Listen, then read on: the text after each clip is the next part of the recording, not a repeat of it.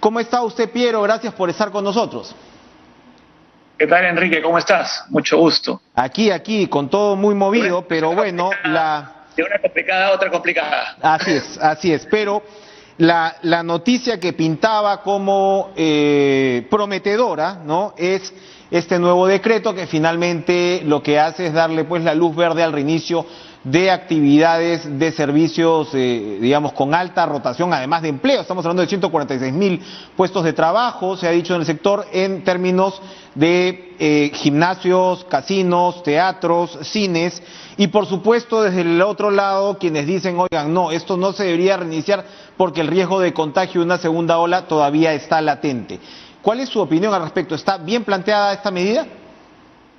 Bueno, creo que tenemos que avanzar en el lado de la, digamos, de seguir relajando ciertas medidas, pero con mucho cuidado, ¿no? Creo que lo más importante es que sabemos muy poco todavía de qué es lo que ha causado este relativo retroceso en la pandemia en el Perú, pero lo que parece evidente es que en la medida que nos cuidemos, mantengamos el distanciamiento social, mantengamos las mascarillas, vamos a tener que convivir con la pandemia por un tiempo más y con suerte vamos a evitar una segunda ola. Si realmente empiezan a crecer digamos, los contagios, vamos a tener que claramente tomar medidas mucho más restrictivas, ¿no? Creo que estas fiestas tienen que ser bastante restringidas. Ya sabemos lo que pasó en Europa,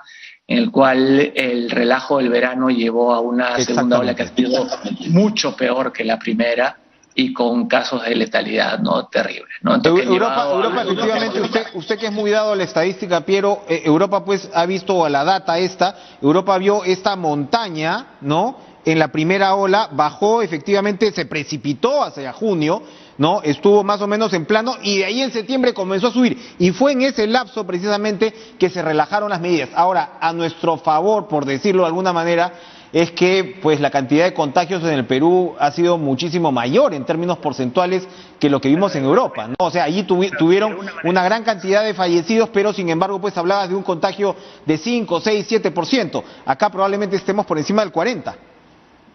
No sé el número exacto, creo que no sabemos, pero sí es verdad que, digamos, Europa parecía, digamos, la curva en Europa parecía las predicciones del Imperial College en marzo, cuando dije, una primera ola puede desaparecer, y aparece 9 en septiembre, octubre. Apareció exactamente lo mismo que se pronosticaba en términos de una magnitud tremenda, ¿no? Claramente, la posibilidad de acercarse a inmunidad de rebaño, inmunidad de grupo, es una función de qué tan mal lo hiciste o qué tanto nos golpeó. Entonces, efectivamente, al haber estado más golpeado, nos acercamos mucho más y el R efectivo o el RT, digamos, ha caído posiblemente. No creo que hayamos llegado a inmunidad de rebaño, pero la combinación de el uso masivo de mascarillas, que a veces subestimamos, pero el Perú es bastante único en términos de que la gente realmente usa la mascarilla de una manera continua, y eso no es algo que se da en otros países. Creo que con el 30, 40, no sabemos realmente de porcentaje de gente que se haya contagiado, es lo que posiblemente ha llevado a esta dinámica menor. Sin embargo, eso significa que es muy contingente a que nos sigamos cuidando, ¿no? Perfecto. Ahora, bueno, ya tenemos planteado, ¿no?, cuál va a ser la situación, estas medidas para ir abriendo de todas maneras estas rejillas, y para el ministro de Economía y Finanzas, Waldo Mendoza, la inversión pública sigue siendo un factor fundamental para poder de alguna manera volver a arrancar estos motores. Sabemos que la inversión pública representa, digamos, un porcentaje, pero en situaciones como esta lo que se señala es que realmente puede ser un agente dinamizador. ¿Qué tan preparados estamos para relanzarnos por esta parte? Bueno, creo que espacio fiscal, como el ministro ha mencionado, existe y va a ser un motor.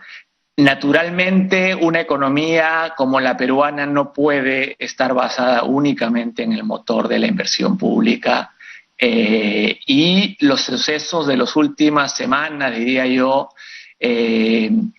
que son preocupantes en términos de el panorama para la inversión privada, ¿no? Entonces creo que más allá del impulso que puede dar la inversión pública, lo que está ocurriendo en el país en los últimos meses y en esta inestabilidad van a tener un impacto importante en la dinámica de crecimiento en los próximos meses y años inclusive, ¿no? Estamos, creo, en un momento bastante complicado en la economía peruana, más allá del tema pandémico, digamos. Nos agarra el bicentenario en una situación complejísima, donde los peruanos a veces no pareciera que hablásemos el mismo lenguaje, donde se superponen dos realidades, donde lo que hemos visto en el agro es tremenda, dos realidades innegables, ¿no? Pero que no conversan entre sí, la realidad del empresariado y la realidad de los trabajadores, ¿no? Y cada uno no pareciera reconocer,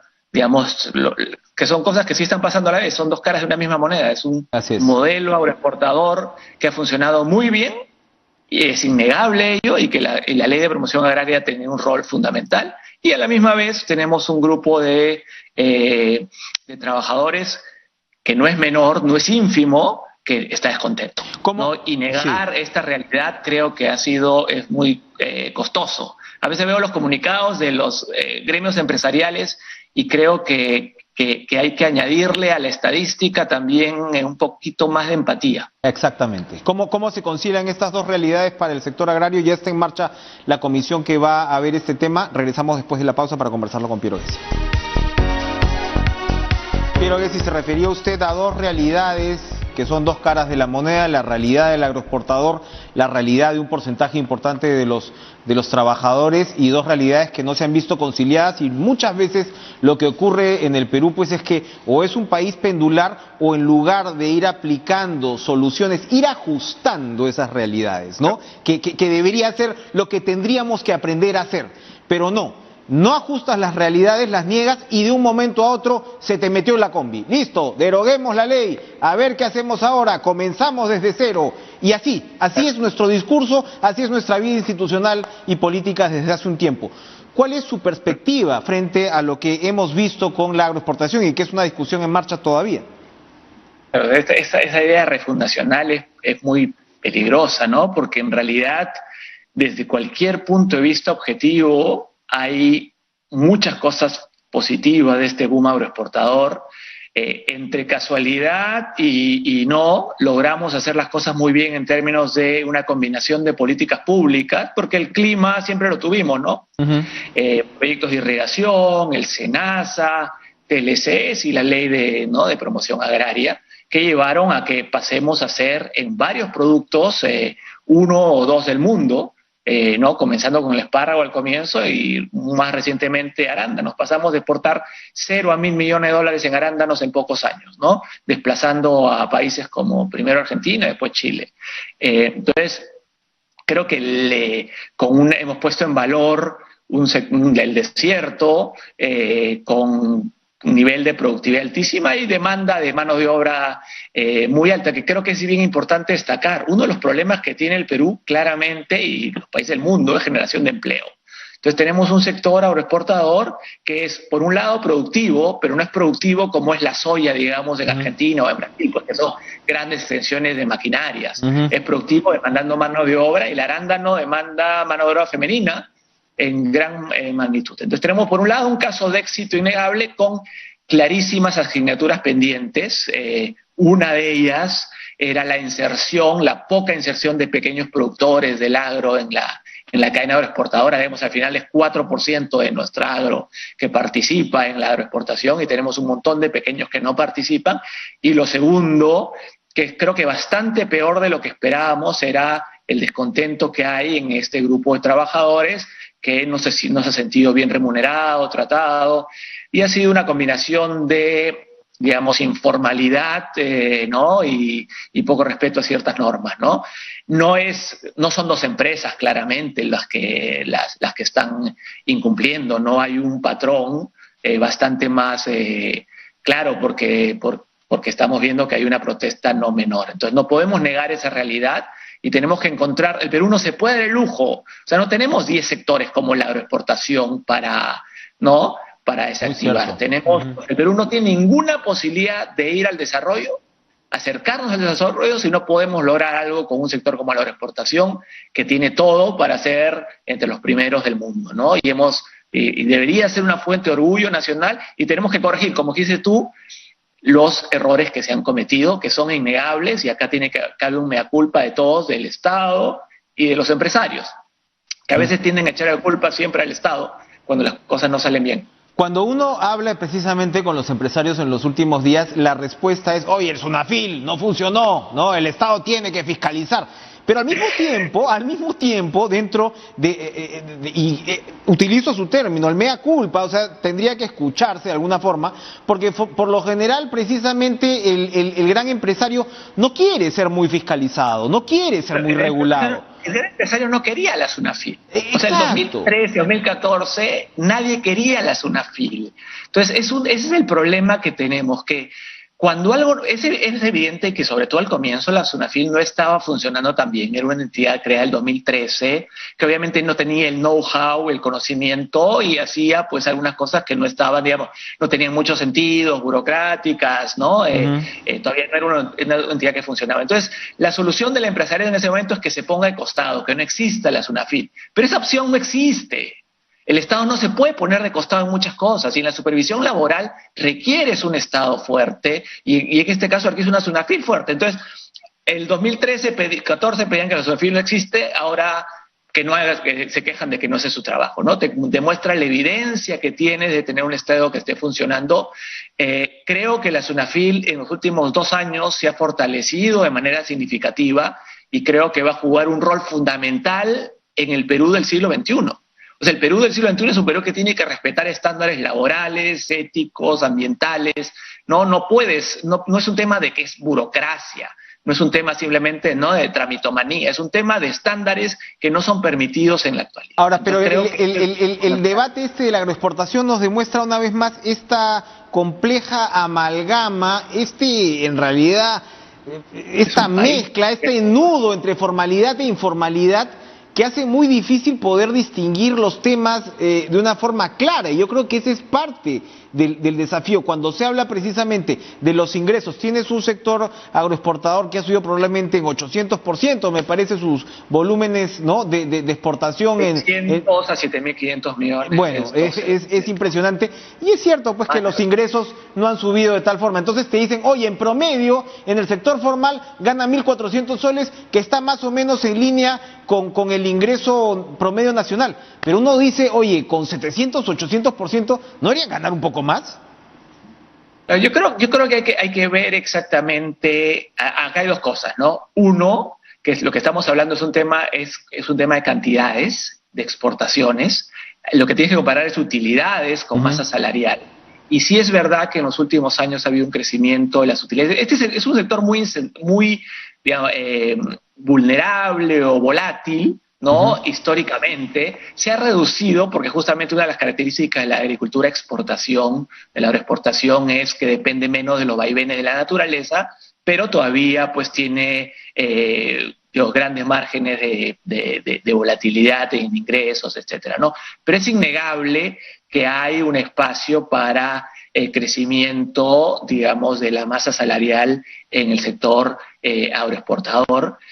Lo que no podemos hacer es generar una sensación tal de que lo que se viene es una reforma agraria de expropiación, porque significa pues matar la inversión. Lógico. O sea, nosotros lo que tenemos que lograr combinar es el crecimiento del sector con un contrato social, ¿no?, que implique que los trabajadores se sienten bien considerados, razonablemente bien pagados de la perspectiva, porque después de todo es un país pobre, difícil pagar lo que realmente sería lo necesario para, ¿no? O sea, $3.000, ojalá todos los peruanos pudiéramos ganar eso, tenemos que trabajar hacia allá.